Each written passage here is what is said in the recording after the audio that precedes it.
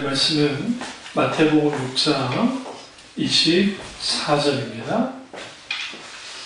한 사람이 두 주인을 섬기지 못할 것이니 혹 이를 미워하고 저를 사랑하거나 혹 이를 중히 여기고 저를 경히 여김이라.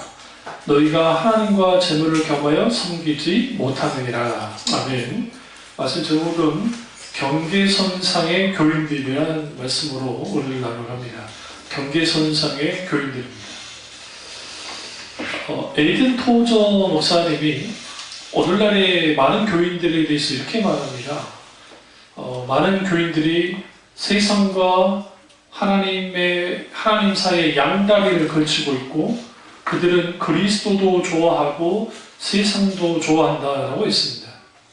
그러면서 에이든 토저 목사님이 대부분의 교인들은 세상을 놀이터로 본다고 인정하기를 싫어한다. 누가? 교인들이요. 그러니까 우리에게 놀이터는 세상이 아니다라고 말은 한다는 거예요. 그런데 그들의 행동은 세상을 놀이터 삼아서 그렇게 본다는 겁니다. 그리고 이렇게 양다리를 걸친 채 그리스도도 좋아하고 세상도 좋아하는 것을 당연시 한다고 토저 목사님이 이제 말합니다. 이런 사람들은 신앙의 본질로부터 멀리 떨어질 수밖에 없습니다. 그리고 이제 토저 목사님 이렇게 말합니다. 이런 사람들의 예배는 쫙 빼입은 술꾼과 산페인만 없을 뿐이지 종교화된 나이트클럽에서 노는 것과 다를 바가 없다라고 했습니다. 이게 아주 무서운 말이에요.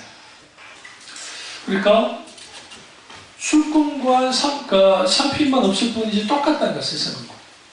세상 편인지 예수님 편인지 분간이 되지 않는 신자들이 많죠, 오늘날.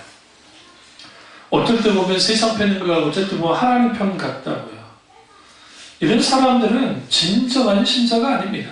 왜냐하면 오늘 본문에 두 주인을 섬기지 못한다. 재물은 통칭 세상을 뜻합니다. 사실 물질 말을 말하지 않아요. 그러니까 물질과 하나님 사이에서 하나님만을 섬겨야 되는데 오늘날 너무나 많은 교인들이 두 개를 다 섬기려고 하는 거예요. 이게 문제예요. 그러니까 그리스도인의 정체성은 예수님 안에 하나님의 통치 안에 있을 때 정체성이 생기는데 그게 없는 거예요. 책을 하나 소개시켜 드릴 텐데요. 종교에 매이지 않은 그리스도인이라는 책이 있습니다. 프리츠 리데나워라고 하는 분이 썼는데 이분이 청소년 사역자예요. 아주 좀 유명한 작가입니다. 근데 이 책에서 부제는 당신은 종교인인가 그리스도인인가 라고 이제 이분이 말하면서 이 책을 제가 대학원에 있을 때 아주 정말 감명 깊게 읽었던 책 중에 하나입니다. 학부 때요. 대학원이 아니고. 근데 여기서 이제 이분이 이렇게 말을 해요. 제가 한번 읽어볼게요. 이 성론에서 아주 잘 다루고 있기 때문에 이 뭐죠? 뭐 인간에게 도달하려고 하는 그런 거 일단 놔두고 이제 이분이 이렇게 잘 잡아요. 종교인이 되지 않고 그리스도인이 된다는 말은 그 말 자체가 모순된 말처럼 들린다. 왜냐하면 기독교 자체가 세계의 위대한 종교 중에 하나로 여겨져 있기 때문이다. 종교란 신앙과 예배의 체계라고 웰스터 사전은 정의를 내리고 있다. 웰스터 사전이 그냥 유명합니다. 외국에. 기독교는 확실히 신앙과 예배의 한 체계이다. 그렇다. 기독교는 확실히 하나님에 대한 봉사와 경배를 예배하는 형태로 표현하는 종교이다. 웹스터 사전은 계속해서 말하기를 종교란 초월적인 존재의 실존에 대한 헌신, 충성, 깨달음, 내지 확신이며 그러한 요소들은 초월적인 존재에 대한 공경, 사랑, 감사, 그리고 순종하고 봉사하고자 하는 의지를 불러일으키는 것이다 라고 한다. 기독교는 분명히 그러한 종교이다. 그러나 기독교는 그 이상의 것이다. 이 책에서 이제 그 이상의 것을 다루겠다고 말하는 거예요. 기독교는 종교 이상이다. 왜냐하면 모든 종교는 그 추종자들이 자신들의 노력으로 신에게 도달하고자 신을 발견하고자 또 신을 기쁘게 해드리고자 하는 공통적인 특징을 가지고 있다. 즉 모든 종교는 인간이 신에게 도달하고자 하는 것이다. 그러나 기독교는 오히려 하나님께서 인간에게 내려오셨다는 것을 강조하기 때문에 종교 이상이다. 기독교는 인간이 하나님을 발견할 수 없으며 하나님께서 인간을 찾으셨다고 선언한다. 이러한 선언은 어떤 사람들의 충격적인 소리로 들을 것이다. 왜냐하면 그들은 자신들의 능력의 범위 안에서 하나님을 한정지으려고 하는 소위 종교적 노력을 행하고 있으며 그런 식으로 종교적이 되는 것을 좋게 여기고 있기 때문이다. 그러나 기독교는 인간이 하나님을 찾는 종교적인 노력이 아니다. 기독교는 하나님이 당신을 위해 이미 이루신 일에 당신을 응답하는 것이다. 그리스도인의 삶이란 공식적이며 종교적인 업무의 반복이 아니라 하나님과 관계를 맺는 것이다. 늘 강조했던 하나님과 친밀한 교제, 주님과의 만남, 주님과의 관계를 갖는 것이죠. 그리스도인 사는 하나님과의 삶이라고 하나님의 관계를 만드는 거예요. 그러나 수많은 그리스도인들이 하나님과 관계를 맺는 일보다는 종교적인 업무를 반복하고 있다. 그들은 형식, 율법주의, 규칙 또는 제도들을 가지고 기독교를 하나님 종교로 만든다. 그리고 그런 제도적 행위들로 신앙을 대신하고 율법이 은총을 압도하도록 만든다. 우리는 이러한 사실을 인정하려 하지 않을 줄도 모른다. 그러나 그 사실이 그러하다. 많은 사람들이 하나님의 사랑에 응답하는 대신에 자신의 힘으로 하나님께 도달하려고 노력하고 있으며 자신의 팔이 닿는 범위 안에서 하나님을 한정시켜 놓으려 한다. 그러나 하나님의 인간들의 팔에 미치는 범위 안에 한정되기를 원치 않으신다. 오히려 하나님은 일단 당신의 삶에 들어오시면 당신의 삶의 어느 부분이 아니라 당신의 삶 전체를 요구하신다. 종교적인 가식과 경건한 척하는 것을 벗어버리라. 매일 주일마다 즐겨 벌어지는 소위 교회라는 게임을 중지하라. 하나님은 당신의 영혼과 육체의 전체를 산제서로 받기를 원하신다. 종교인이 되지 않고 그리스도인이 되는 길은 없는가? 우리들은 흔히 그리스도인이 되면 선해지고 도덕적인 사람이 되어야 하는데 내가 선하지도 못하고 도덕적이지 못하는 것은 나의 믿음이 부족하기 때문이라 생각한다. 그런데 이러한 생각을 없애버릴 방법은 없는가? 그러한 방법이 있다. 로마서가 바로 그것인데 사도 바울은 로마서 16장에 되어 있는 짤막한 편지를 통해 기독교가 종교 이상의 것을 잘 보여주고 있다. 이게 로마서 16장을 로마서 중심으로 쓰는 글인데 여기서 우리가 뭐를 알 수 있냐면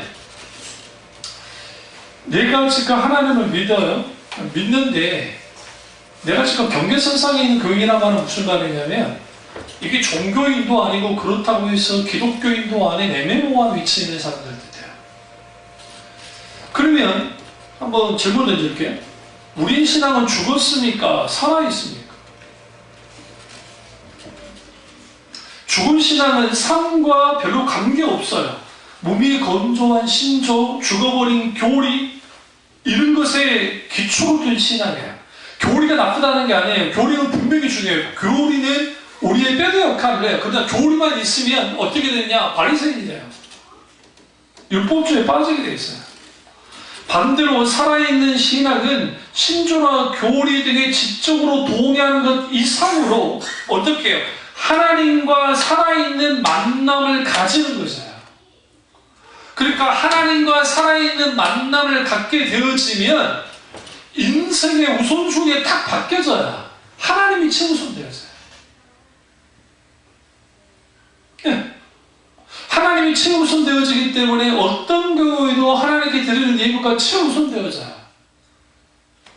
이게 율법에서 예배 안 드리면 저주받는다 그것 때문이 아니라 내 우선순위가 내가 하나님 그분이 최우선되어져요. 이게 무너져 있는 거예요. 그러니까 이게 이 사람이 종교인도 아니고 그렇다고 해서 기독교인도 아닌 애매모호한 상태에 있는 사람들이 오늘날 너무 많다는 겁니다. 그래서 이번에 한번 우리 컨퍼런스 때 한번 이걸 가지고 한번 이 내용 가지고만 하진 않겠지만 이걸 가지고 한번 적나라하게 한번 이제 다루려고 합니다. 그러면 오늘날에 너무나 많은 교회가 회개 없는 믿음, 십자가 없는 그리스도의 영전, 행함이 없는 믿음, 거듭남이 없는 구원을 외치고 있는 형상을 어떻게 볼 거냐 하는 거예요.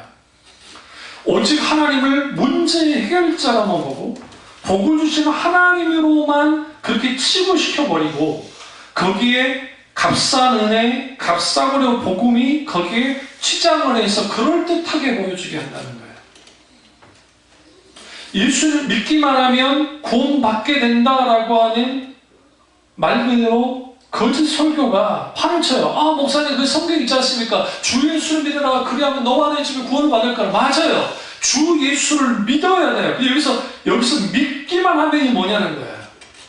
내가 믿으면 세상에서 복받고 내가 믿으면 천국 티켓을 획득할 수 있다고 생각하는 거예요. 그런 식의 구원관이 없어요. 성경에 보시면 내가 표 하나 딱 천국 가는 편도편 하나 딱 끊어가지고 가는 식의 그 복음이 없다고요. 우리가 어렸을 때 제가 주일학교 다닐 때 나는 구원열차 올라타서 하늘나라 가지요. 나는 구원열차 올라타서 하늘나라 가지요. 이게 그 미국에 있는 복음주의 교회, 특히 세속주의 교회의 찬양이 우리 쪽으로 넘어와서 그게 될 거예요. 죄악열차 올라타면서 우리는 정말 하나에 갑니다. 그때는 내가 구원열차 올라타고 간다는 것 자체는 크게 문제될 건 없는데 문제는 뭐냐면 믿음 만능주의, 구원론이 이게 구원파와 별 다를 것 없는 것이 되어져서 내가 어떤 종교적 체험 하나 딱 하고 뭔가 되어지면 구원을 딱 받아보는 거예요. 내가 거기 성령의 역사 속에 있는 성령의 전용하심과 성령의 우리에게 생명 주시는 놀라운 역사를 경험하는 그런 놀라운 은혜의 경험과 상관없이 내 종교적 체험이, 종교적인 깨달음이 내가 푹푹 울고 감정적으로 소전했으니까 내가 구원받은 거를 취급하는 것, 그리고 내가 한번 구원받았으니까 이제는 천국은 내가 따는 당상이라고 여기는 이 모든 태도들, 물론 성경에는 구원에 대한 시제가 3개나 있잖아요. 이미 구원을 얻고 얻을 것이다. 너희의 구원을 이루라 라고 성경은 말합니다. 그러니까 구원은 내가 한번 딱 받았으니까 내가 이제 그럼 내가 받았는 거 내가 다 아는 거예요. 물론 성령께서 우리가 중생의 체험에서 구원받은 걸 알게 하세요. 그렇다고 해서 우리의 구원의 과정에서 여정이 끝난 게 아니야. 우리의 구원의 여정은 성화라고 하는 거룩해 되어서 가는 과정이라는 것을 같이 갖고 나가요. 진짜 구원받은 사람. 그래서 여러분, 오늘날에 예수님이 이 땅에 오셔서 이스라엘 백성들에게 가르치실 때 강조하는 거예요. 죄에 대하여, 회개에 대하여, 순종에 대하여, 거듭남에 대하여, 거룩함에 대하여, 사랑에 대하여, 긍휼에 대하여, 섬김에 대하여 가르치셨다. 오늘날 교회에서 죄의 심각성과 회개에 대한 중요성이 강한 톤으로 외치는 목사님들이 이렇게 많지 않아요. 더욱이 회개 없는 믿음은 가짜고 행함이 따르지 않는 믿음은 거짓 믿음이고 십자가를 통과하지 않고서는 성령으로 거듭남이 없이는 구원을 얻을 수 없는데도 불구하고 예배의 분위기, 그러니까 어떤 종교적인 체험, 어떠한 막 그런 것들을 통해서 자기가 구원받은 거라고 착각하는 사람들이 생각보다 많다. 왜 그러냐면 예수 그리스도를 믿고 구원받고 중생의 체험을 하게 되면 가장 먼저 일어나는 게 뭐냐면 가치관이 되는 거예요. 조금. 물론 구원받았다고 해서 완전히 선한 사람 바뀌지는 않아요. 그 과정이 이제 성화 가운데서 바뀌긴 하지만 달라져요. 아, 이 세상에 있는 게 전부가 아니고 주님이 전부셨구나 라는 알아요. 예수 그리스도의 십자가만이 내게 유일한 희망이자 소망이자 이게 나의 믿음의 근거이고 내가 존재할 수 있는 이유가 되는구나 라는 것을 깨달아요. 그러니까 구원의 감격이 큰 거예요. 구원의 감격이 크기 때문에 내가 예수님으로 인해서 구원받았음에 대한 감격이 크니까 나를 구원하신 하나님에 대한 감탄이 일어나는 거예요.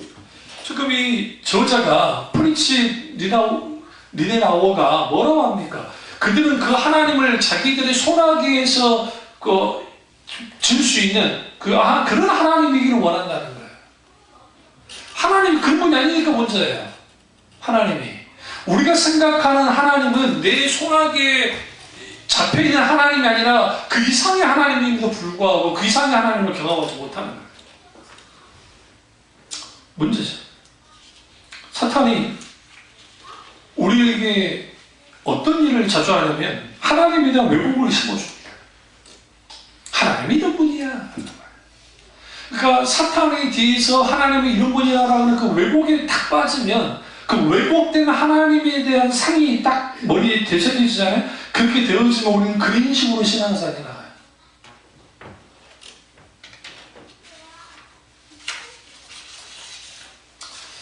문제는 내가 하나님 편에 설 것인가 아니면 재물과 둘 사이에서 세상 사이에서 세상 편에 설 것인가를 우리는 결단해야 돼요. 근데 우리 능력으로는 안 돼. 우리 힘으로는 안 돼. 우리는 늘 한결같이 세상 사람이 아주 큰 사람들이기 때문에.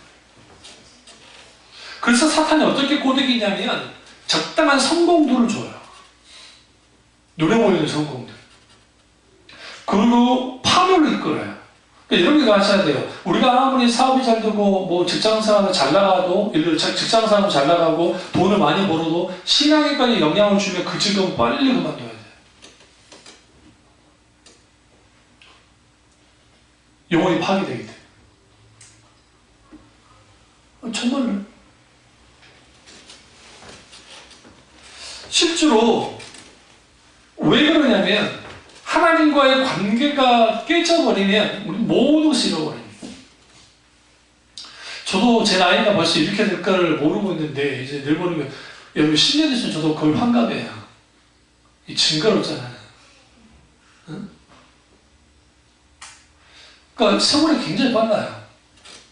금방 가요. 그러니까 우리가 하나님과의 관계 속에서 하나님이 주시는 그 놀라운 그런 은혜들을 좀 더 우리가 욕심을 부리지 않고 주님 안에서 자족하면서 살아가면 원수가 재정 문제 가지고 어떤 문제를 가지고 공격할 일 크게 없어요. 이렇게 공격하는 거죠. 그럼 우리가 예수님을 믿을 때 이 경계선상에 있는 사람들은 무엇에 대한 이제 갈등을 하냐면 첫 번째는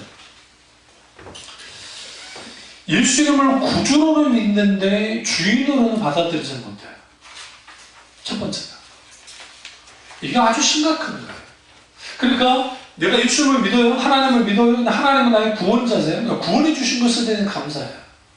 근데 하나님이 내게 주인 되기를 원치 않아요. 히브리어의 구약의 하나님 신명칭이 여러 명칭이 있는데 그 중에 하나가 아도나이, 그러니까 하나님은 나의 주인이십니다. 하나님의 뜻이에요. 그리고 신약에 오면 퀴리오스라고 하는 단어가 사용됩니다. 그게 주님이라는 뜻이에요. 근데 이 주님이라는 뜻이 구약의 하나님 아도나이와 퀴리오스는 같아요. 그러니까 아도나이를 퀴리오스로 번역하는 거예요. 71년에 보면 그래서 구약에는 아도나이를 퀴리오스라고 되어 있어요. 주인이라는 뜻이에요. 주인이라는 뜻과 동시에 왕이라는 뜻이고 주인이라는 뜻이에요. 하나님이 나의 왕이셔야 돼요. 주님이 나의 주인이셔야 돼요. 근데 경계선상에 있는 교인들은 내게 나를 천국으로 이끌어주시는 구원자로서는 내가 믿어드릴게요. 왜? 내가 손해볼 게 없어. 서양의 철학자 중에 이름이 네자인데 까먹었는데 그 사람이 무신론적인 철학자였어요. 그래서 무신론자였었는데 그 사람이 하나님은 없다고 늘 주장하고 그 시대의 사조에 아주 유명한 사람이었습니다. 근데 노년이 되자 어느 날인가 공고히 이제 자기가 이루었던 학문적인 업적 그리고 그런 것들을 쭉 보니까 아무것도 아니더라는 거야. 나이가 들어보니까. 그래서 딱 주위를 살피니까 이분이 이제 유럽에 있는 분이니까 이제 카톨릭 교회가 많잖아요. 그래서 아무도 모르게 성당에 가가지고 몰래 용서를 받았어요. 몰래 가가지고.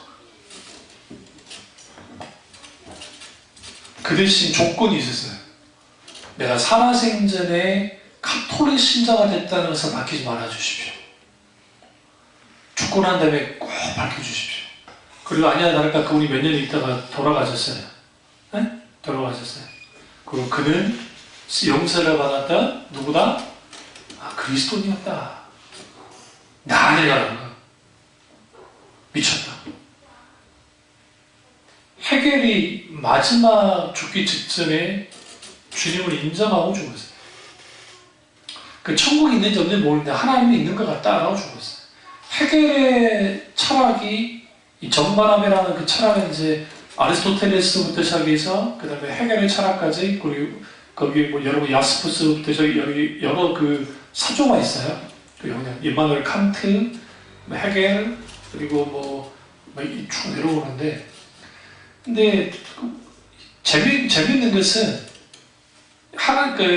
인간이 딱 어느 시점에 한계에 딱 맞닥뜨리고 이제 노년에 자기 인생을 쭉 돌아다 보면 하나님이 계시다는 걸 아는 사람들이 나와요.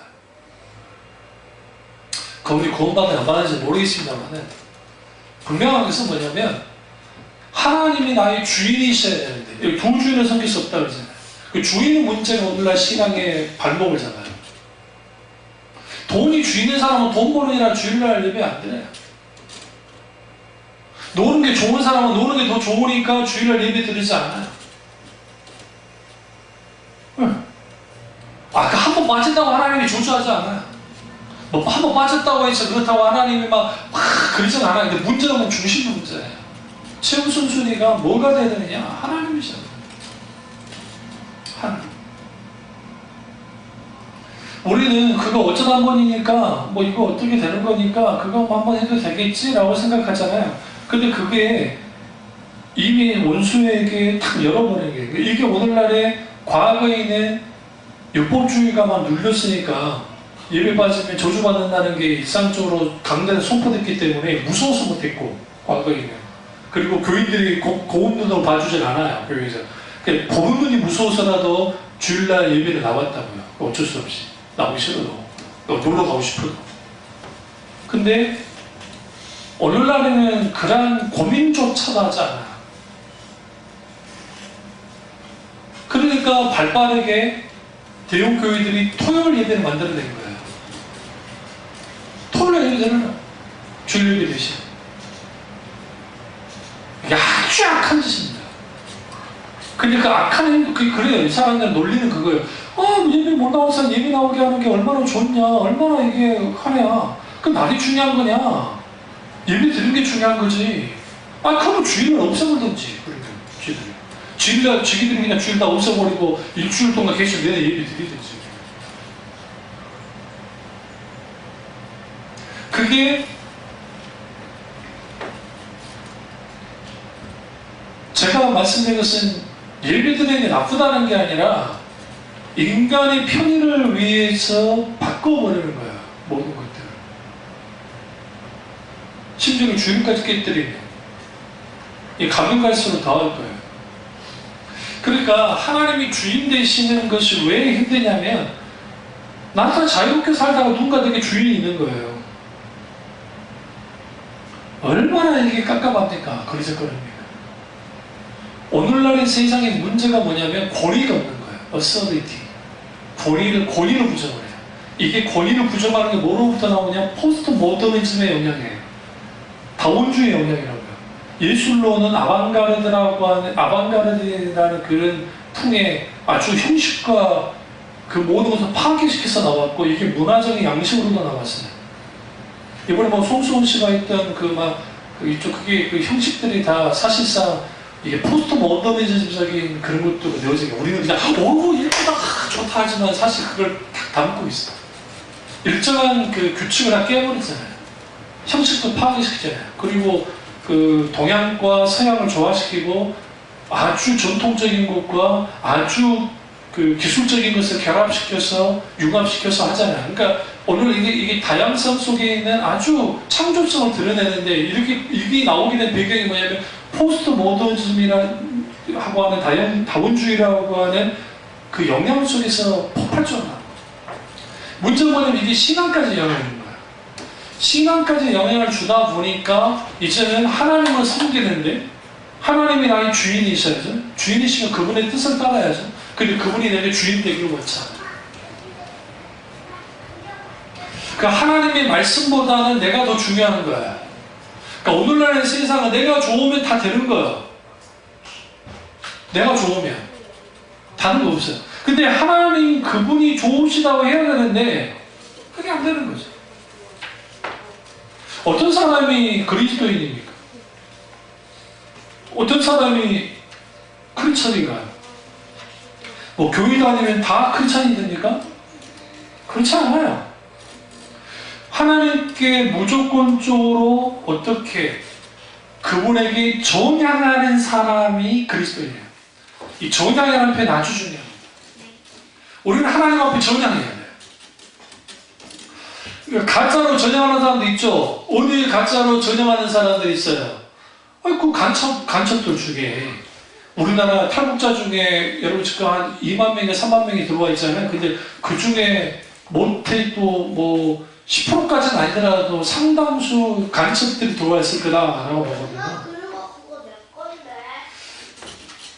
사상적으로 전향한다 할 때에도 완전히 전향을 해야 돼요. 세상에서도.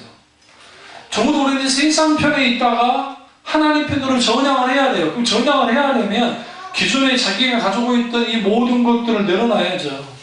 그리고 주님 편에 서야 돼요. 가치관이든 생각이든 믿음이든 어떤 것이든. 근데 안 바뀌는 거예요.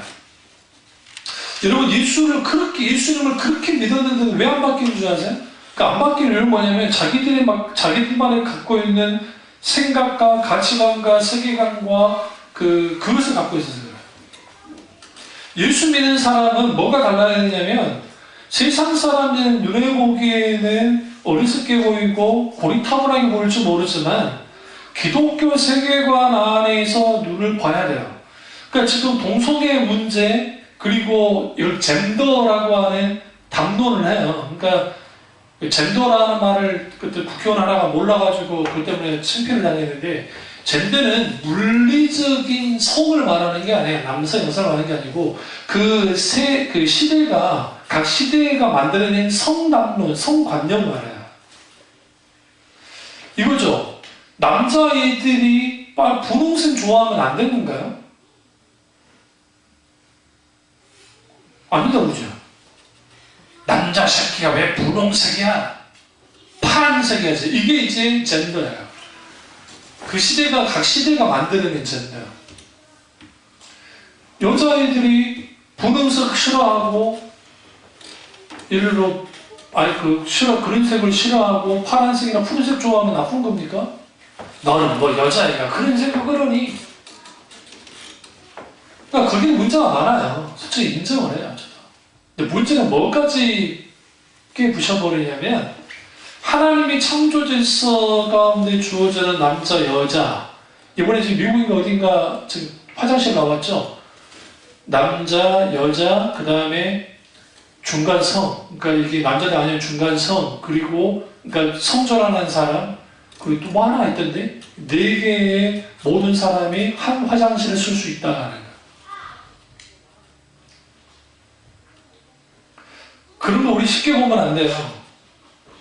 그게 뭐냐면 이걸 다다이즘이라고 하는데 이게 세계 2차 대전 이후에 전쟁이 나고 난 다음에 사조가 포스트 모더니즘이라는 다원주의가 나오고 거기서 촉발된 게 해체주의예요. 해체주의. 그게 다다이즘이라는 게 해체주의.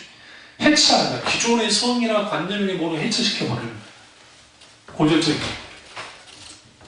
이걸 신앙도 해체를 시켜버려요. 신앙도. 지금 그러니까 우리나라 보수 기독교 목사님들이 실수를 좀 하시는 게 뭐냐면 그분들은 100% 틀린 건 아니에요. 제가 봐도. 맞는 말이 있어요. 그런데 왜 다 그게 뭉태기로 이게 구겨져 버리냐면 너무 과격적이에요. 그리고 너무 뭐라 그래, 무대뽀적으로 보여요.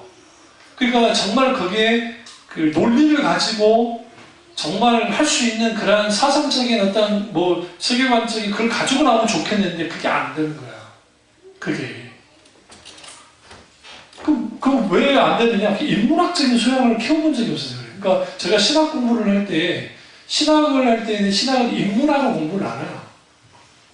신학을 주로 공부를 하지. 그나마 좀 할 수 있는 게 사상사하고 또 하나는 철학이야, 철학. 그것도 그 철학도 기독교 철학을 배워요. 일반 철학이 아니라. 근데 또 그걸 좋아하는 사람들이 별로 없어요. 저 같은 사람은 좋아했어요. 그러니까 저 같은 사람은 사상이나 철학이나 그런 걸 좋아하기 때문에 그런 것은 아주 좋았어요. 그리고 성적도 아주 좋았고. 그 좋아하니까. 아주 복잡한. 그것도 왜 보면 신학생들이 그런 걸 싫어하느냐? 외울 게 너무 많아요, 시험 볼 때. 외울 게 너무 많아. 그러니까 그런 거 보고 싫은 거야. 그리고 워낙 인기 없는 과목들은 언제 집어넣느냐? 식사 후에. 오후 첫 시간. 무조건 인기 없는 과목들은 그때 집어넣어요. 그러니까 그 시간에 다 입시돼 있어요. 교수님도 인정을 하고 강의해요, 그냥. 다 졸고 있고, 자고 있고. 몇몇 신학생들만 눈이 반짝반짝 하면서 그걸 듣는 거예요. 저는 그 전에 동양의 철학 책들을, 서양의 철학 책들을 읽어왔던 적이 어릴 때부터 읽었기 때문에 사상책들을, 에리 프롬, 프랑스의 작 엘룰, 이분들이 케르 케고르, 이런 분, 팡세를 썼던 파스칼, 그 다음에 그런 책들을 쭉 읽어왔기 때문에 철학 담론이 나왔을 때 어렵지 않아요. 근데 문제는 뭐냐면, 우리가 이 하나님 편에 섰어요. 그러니까 나는 완전히 진리요. 그리고 세상 편에서 내내는 악이야. 선과 악으로 구분 지잖아요. 조심해야 돼요. 그러니까 예수님께서 논증을 하실 때 우리가 잘 아는 가늠하다가 현장에 잡힌 여자를 죽이는 문제가 나왔잖아요. 그래서 모세의 율법으로는 돌로 쳐 죽여야 돼요. 그럼 보세요. 예수님이 돌로 쳐 죽였으면 무슨 일이 벌어질까요? 로마의 법에 걸려요. 유대인들은 자기들이 직접 사용을 시킬 수 없도록 만들어놨어요, 법이. 그러니까 예수님을 가늠하는 현장에 잡힌 여자를 잡아와가지고 예수님을 시험했던 무리들은 뭐냐면, 예수님이 그 여자를 돌을 치지 않아도 걸리고 돌이 쳐 죽이면 로마법에 걸리니까 예수님을 고발하면 예수님이 로마법에 걸려서 처형당할 수 있다고요. 그걸 노린 거예요. 이게 아주 무서운 겁니다. 그때 예수님 어떻게 피해가시나요? 죄 없는 자가 초라하라고 하잖아요. 그러니까 모세의 율법의 정신에 대해 주님이 말씀하시는 거고, 또 하나는 로마법에 걸리지도 않아요. 세금 문제, 동전 가져와가지고 가이사의 그림이 있는, 그러니까 시저의 그림이 있는 동전을 가져온 거예요. 이거 누구 거냐? 그러니까 예수님이 얼마나 위대합니까? 시저 것은 시저에게, 하나님 것은 하나님께 드려라. 단순한 주님은 흑백 논리에 빠지지 않았어요. 아주 지혜롭게 주님이 그렇게 말씀해 나가시죠. 똑같이 내가 하나님 편에 선다는 것은 나는 선한 존재다라는 게 아니에요. 그건 뭐예요? 그 안에 첫 번째는 내가 하나님을 인정한다는 뜻을 갖고 있어요.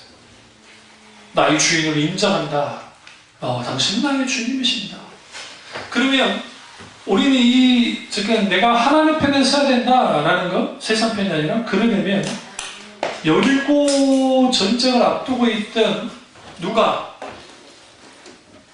여호수아가 여리고 평지에 혼자 나가서 주위를 둘러보고 있었어요. 이제 내일이면 가서 싸워야 돼요. 주님 명령을 따라 똑같이. 근데 그때 갑자기 여호와의 군대 장관이 딱 나타나서 그분이 옵니다. 그리고 대화를 나눕니다.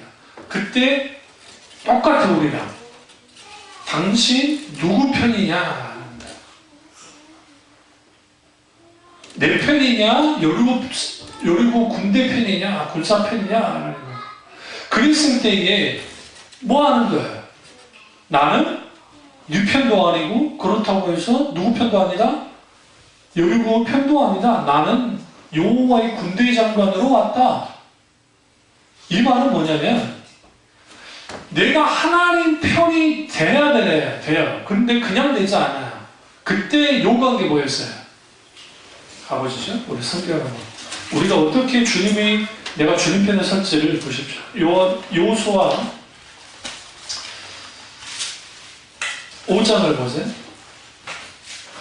5장을 딱 보시면 5장 13절 여호수아가 여리고에 가까이 이르렀을 때에 눈을 들어 본즉 한 사람이 칼을 빼어 손에 들고 마주 서 있는지라.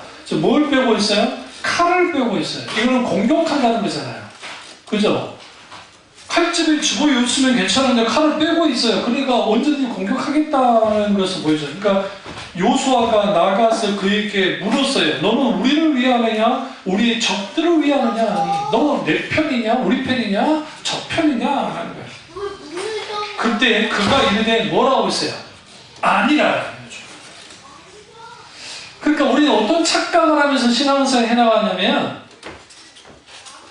내가 하나님 편이냐 아니면 세상 편이냐, 내가 하나님께 속했냐 아니면 세상에 속했냐 할 때에 자동적으로 내가 예수님을 믿으면 하나님이 내 편 될 거라고 생각하는데 그런 빵점이라고요. 그런 경우는 없어요. 왜냐하면 여호수아가 누구예요? 믿음의 사람 아닙니까?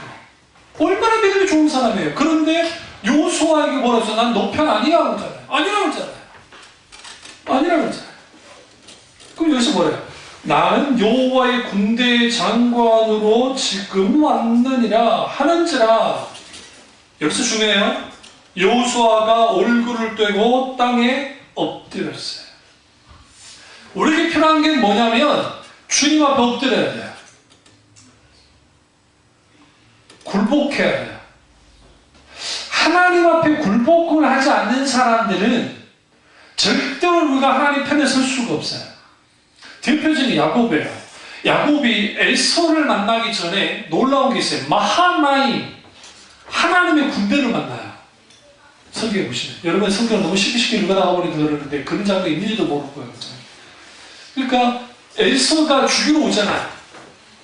죽여버리겠어 이 자식 하면서 오는데 하나님이 마하나임, 하나님의 대군이 군대가 누구를 만나줘요? 야곱을 만나줘요. 누구 군대라고요? 하나님의 군대, 마하나임. 근데 야곱이 어떻게 모든 일을 처리합니까? 자기 인간적으로 다 처리해버리죠. 그 사람이 하나님의 주시는 축복, 장자의 명분, 유업, 그런 것에 대한 믿음이 있었을지 모르지만, 야곱은 하나님 편에 선 적이 없어요. 그 삶 속에서. 중간 어쩌다 한번씩 선 적은 있긴 있지만, 마지막 베냐민을 어떻게 하나님께 맡겼을 때 하나님 편에 서요. 그러니까, 내가 하나님 편이냐, 세상 편이냐, 물질을 섬길 것이냐, 하나님을 섬길 것이냐 할 때는 내가 하나님 앞에 굴복하고 하나님 앞에 전향하는 것이 일어나지 않으면 불가능하다고요. 근데 오늘날 하나님 앞에 굴복하고 하나님 앞에 전향한다는 것을 가르치지 않아요. 가르치지 않아요. 만약에 여러분의 자녀들이 수능시험 때 좀 괜찮은 대학들이 주일날 논술 시험을 봐요. 논술 시험을. 혹은 그런 시험들을 봐서 대학 입학을 해. 그럼 여러분 어떻게 하실래요? 애가 공부를 좀 잘해. 근데 주일날 논술 시험 봐야 돼. 어떻게 해야 돼요? 흑백 논리로 보면 간 것들은 저주받아야 되고 안 간 것들은 은혜받아야 돼요. 제가 그 말 하려고 그러는 게 아니에요. 내게 있어서 무게중심이 어디 있냐는 거야. 하나님께 있다고 한다면 여러분의 믿음의 분량에 따라서 그것을 결정져야 돼요. 이 논리가 가능해요. 뭐 360을 가는 것도 아니고 그때 가서 인생 길을 좀 열다고 하는데 그게 뭐가 문제가 되냐. 충분히 하나님께 물어야 돼요. 어떻게 하길 원하시는지. 묻고 하나요? 아니야. 그나마 신앙 갈등하는 사람 믿음이 있는 사람이에요. 뭐 뭔지 아시죠? 좀 갈등이라도 하는 사람 믿음이 좀 있는 사람이에요. 근데 갈등 안 해요. 다 해버리지. 고3이 됐는데 주일날 학원 하잖아요. 예배다 끝나고 학원을 보내야 되느냐 말아야 되느냐. 보내면 믿음 없는 사람이고 안 보내면 믿음 좋은 사람이니까 그 논리로 말하는 게 아니에요. 저도 하나님께 물어요. 예배 끝나고 난 다음에 학원 가겠다. 예를요? 가는 건 뭐가 문제가 되냐? 문제가 있어요. 뭐가 문제가 되냐면 학원이 걸려야 돼요. 계속.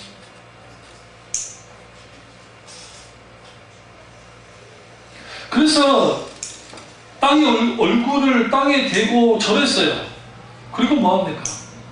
주여, 굉장히 중요한 표현이에요. 주여, 종에게 무슨 말씀을 하려 하시나이까? 아도나이, 종에게 무슨 말씀을 하시려고 합니까? 두 번째는 뭐겠어요? 내가 종이라는 것을 알아야 돼요. 그래야 주님 편에 설 수 있어요. 내가 굴복해야 되고 내가 종이라는 사실을 알아야 돼요. 15절에 여호와의 군대의 대장이 여호수아에게 대해 네 발의 신을 벗으라. 세 번째, 신을 벗어야 돼요. 이 신을 벗는다는 게 우리 문화하고 이 시대의 문화를 모르면 우리가 잘 모르는데 이 시대의 문화는 뭐냐면 신을 벗는 행동은 종도 계급이 있어요. 종 아니고 계급이라는 표현보다는 어떤 달라요. 그러니까 요셉이 종으로 갓생한 후에 보리발에 의해서 높이 쓰임받았잖아요. 그래서 요셉은 그러니까 주인 집 밖에서 살 수 있도록 해줬어요. 흰바지를 신고. 그러니까 그냥 노예이긴 하지만 아니 노예예요. 그게 요셉이었어요. 그냥 후에 하나님 은혜 받아가지고 은혜 가운데. 근데 노예 중에 신발이 없는 노예들이 있어요. 신발을 주지 않아요. 도망갈까봐. 그러니까 신발 없이 도망가면 무조건 이거는 뭔 줄 알아요? 이 도망한 노예구나 알 수 있어요. 주인이 없는데 혼자 신발 없이 막 혼자 다녀. 그러면 이거는 도망자니까 무조건 잡는단 말이에요. 그걸 위해서 신발을 주지 않아요. 하나님 앞에 신발을 딱 벗어나는 건 뭐냐면 너는 종 중에 산종이라는 거야. 그 말이에요 지금 이게. 그리고 또 하나는 뭐냐면 너는 더러운 존재라는 거야. 너는 죄인이라는 거야. 세 번째 우리는 뭐 해야 돼요? 내가 죄인이라는 사실을 알게 될 때 지금은 주인을 받아들이게 돼 있어요. 너는 죄인이야. 왜? 이곳은 거룩한 곳이잖아. 정말 벗어. 너는 종 중에 종이고 너는 죄인 중에 죄인이야. 그 말씀하시는 거예요. 경계선상에 있는 교인들은 주님 앞에 내가 종이며 말하며 교리로 나는 죄인이고 나는 뭐고 하는데 그들의 생각과 사고방식과 이러한 것들은 그러지 않는다고요. 그러니까 당연히 그 우선순위가 무너져 버리니까 그 우선순위가 무너져 버린 상황 속에서 뭐밖에 없겠어요 도대체. 이것도 아니고 저것도 아니에요. 도마뱀이 엄청 뜨거울 때 어떻게 하던가? 되게 뜨거워. 험발되고 우는다고요. 그런 식으로 신앙생활, 그런 식으로. 뜨거우니까. 그런 식으로 신앙생활 하니까 뭐 하게 돼 있어요? 사마스 역사상 하나님 알 수가 없는 거야. 이번에 책 가운데서 이제 그 챕터들을 보시면 참 그 의미 있는 그림도 적절히 이어져 있어서 좋을 거예요. 근데 이거예요. 하나님은 학점을 매기듯이 우리에게 점수를 매기실까? 그리스도인은 가축업자냐? 아니면 완전히 사면을 받은 사람이냐? 당신은 단지 지옥불을 피하기 위해서 믿냐? 당신은 누구의 노예냐? 성령과 자아의 싸움. 어떻게 모든 일이 협력과 성을 이루게 되는가? 누가 하나님의 말씀할 수 있을까? 이것이 하나님의 뜻일까? 당신의 기독교는 진실한 것인가? 아니면 위주어 집회 같은 것인가? 당신에게 필요한 유일한 법, 그리스도인들이 아주 잘 아는 집, 당신은 증검돌인가? 그림돌인가? 분열인가? 증가인가? 결코 뒤를 돌아보지 말아라. 결론은 이 목차만 봐도 지금 우리가 내가 종교인인지 기독교인지를 분명하게 판단해내잖아요. 이런 설교를 들어본 적이 없는 거예요. 오늘 너무나 많은 교인들이. 왜냐하면 이런 설교하면 싫어요. 부담스러우니까.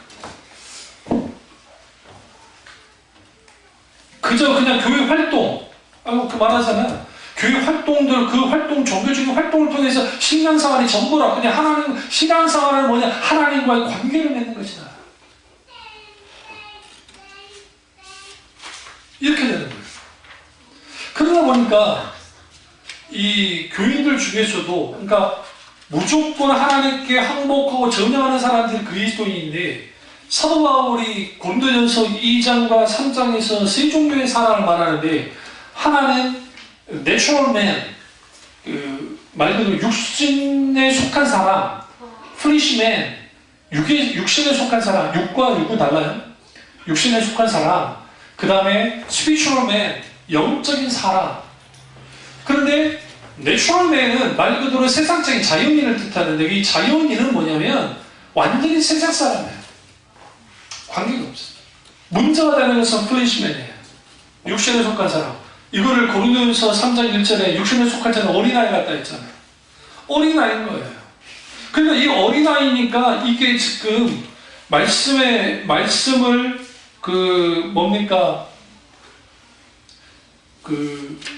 하나님의 말씀을, 딱딱한 말씀을 이거 소화를 시키지 못하는 거예요.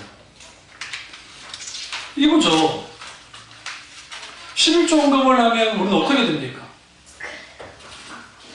믿음이 약한 사람들은 11조 하면 힘이 들 겁니다. 그거 아세요? 믿음이 약한 사람들, 그 하나님 앞에 인색한 사람들은 11조 말만 나와도 온몸이 경직돼 버려요. 하나님 앞에 내려놓지 않았다는 거예요. 그러니까 우리 어릴 때부터 애들 11조 하는 것을 여러분 가르치셔야 돼요. 우리 애들도 싫어도 해야 되잖아. 내가 11조 계속 해야 하니까. 용돈 얼마 안 되는데 11조 떼야 되니 얼마나 환장해. 주정은금 내지 11조 내지 힘든 거 알면서도 하게. 왜? 반드시 하나님 앞에 해야 돼. 이 율법이기 때문이 아니에요. 11조는 율법에서 나온 게 아니에요. 율법 이전에 이미 아브라함 때 있었고, 율법의 마지막 교리로서 마지막에 나타나고, 레위기 보시면. 그리고 실제로 11조는 뭐냐면, 하나님 우리에게 11조를 하게 했던 이유는 모든 물질은 하나님의 것이다. 하나님으로 말만 살아라 하는 거예요. 그리고 10분의 9는 내 것이 아니라 하나님의 것인데 우리에게 맡겨온 거다. 그러니까 우리는 청지기로서 10분의 9를 아주 규모 있게 쓰면서 살아야 된다. 자녀를 위해서 저축도 하고 그 다음에 필요한 것도 사고 그렇게 사는 거다.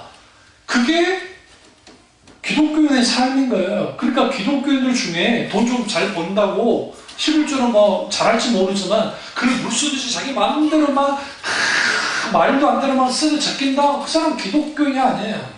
기독교 정신인 사람이 아니에요. 사실. 그런데 오늘날의 시대에는 11조는 배짱으로 드리는 헌금이라고 해요. 배짱이 있어야 11조를 드리는 거예요. 당장 애들 학원비도 내야 되고 뭐도 해야 되고 해야 되는 난 배짱으로 드릴 거야. 그리고 드리게 하면 감사하죠. 문제는 11조를 하든 뭐 헌금보다 뭐가 그런 거 다 상관없이 하나님께 째째한 사람들이 오늘 너무 많단 말이에요. 우리말로 째째하다. 너무 째째해요. 저 실제로 그걸 봤어요. 예전에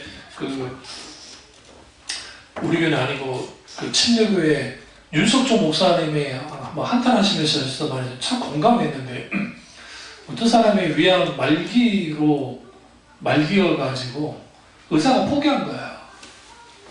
그러니까 이제 그건 예수를 안 믿었던 사람인데 주위에서 교회 갑시다. 그리고 하나님이 놀라운 영역 가운데 치유할 수도 있으니까 갑시다. 그리고 와가지고 한 3개월 정도 신앙생활하다가 어느 날 하나님 목사님을 하나님을 사용하신 거죠. 강력한 성령의 기름이 얼마나 뜨거웠던지 막 타는 것 같고 막 그런 놀라운 성령의 역사가 나타난 다음에 이제 위암이니까 그래도 이제 갑자기 증상이 사라진 거예요. 이상하다 싶어서 병원을 가봤더니 없어. 한 적도 없이. 그러니까 의사가 난리가 난 거예요. 이런 일이 있을 수가 없다는 거예요. 어떻게 있던 게 사라지냐. 이제 문제는 거기부터 시작되는 거예요. 이제. 감사헌금을 했는데 10만 원 했어요. 10만 원. 액수를 말씀하시는 거예요. 10만 원. 10만 원 적다는 거 아니에요. 감사헌금 10만 원 헌금하고 그 다음에 한 달 정도 교회 나와주고 안 다녔어요. 그분 위암이 낫는 게 은혜입니까? 안 나는 게 은혜입니까? 이런 말하면 참 죄송하지만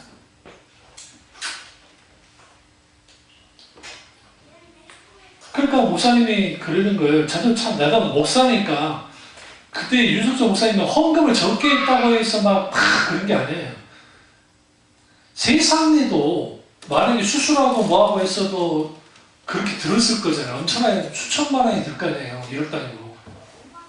그렇게 인색했던 사람이 그럴 수는 있어. 뭐 믿음이 없으니까 그럴 수 있는데 예수를 떠나버렸대. 나와준 게 한 달짜리냐는 거야. 아니 암병 나왔는데 나와주면 1년이나 좀 나와주지. 에? 한 달짜리는 거지. 이게 전혀 하지 않는 오늘날 종교인들의 모습들이에요. 그러니까 경계선상에 있기 때문에 이것도 아니고 저것도 아니고 이런 사람들이 누구냐면 애들이 입양 갔던 애들 있죠. 입양 당한 애들 다 경계선상에 있어요. 이게 한국애도 아니고 그 나라 사람애도 아니고 클로드 킴이 그랬다잖아. 얘가 뭐 나는 아메리칸이야 하니까 아빠가 화냈다잖아요. 너는 아메리칸 아니고 너는 코리아야. 네 생긴 것도 그렇고 네 아빠의 지금 그 생각과 얼굴 그렇고 엄마 아빠 다 코리아냐. 미국 시민권은 있지 모르지만 코리아냐. 그러니까 그러니까 그때까지는 한국말을 못했는데 그때부터 한국말을 공부하기 시작해요. 정말 잘하죠. 그러니까 경계선상에 있어버리면 정체성이 혼란이 되는 거예요. 그러니까 이 사람이 예수 믿는 사람도 아니고 그렇다고 해서 예수 안 믿는 사람도 아니고 이게 불행한 지름길이에요. 이런 사람들 원래 너무 많다는 거예요. 그래서 우리는 뭐 해야 되냐면 내가 정말 하나님 앞에 어떤 사람이냐? 경계선상에 있는 사람이냐 아니면 하나님 편에 있는 사람이냐. 그렇다고 한다면 반드시 주님이 나의 주인이셔야 되고 왕이셔야 되고 그것이 가능하려면 주님께 굴복해야 되고 굴복할 뿐만 아니라 그분이 내가 그분의 종이어야 되고 내가 진짜 그분에게 주인이라는 사실을 깨달게 될 때 우리 뭘 구하겠어요? 하나님의 궁율과 은혜를 구하겠죠. 이번 컨퍼런스 4월에 컨퍼런스 때 이제 깊이 더 다루겠습니다만 어쨌든 우리 정말 내가 경계선상에 있는 교인은 아닌지 스스로를 한번 점검하시고 하나님 편에 서는 저와 여러분 되시기를 주님으로 축원합니다. 기도하겠습니다. 기도하실 때 오늘 선포된 말씀이 나아가서 우리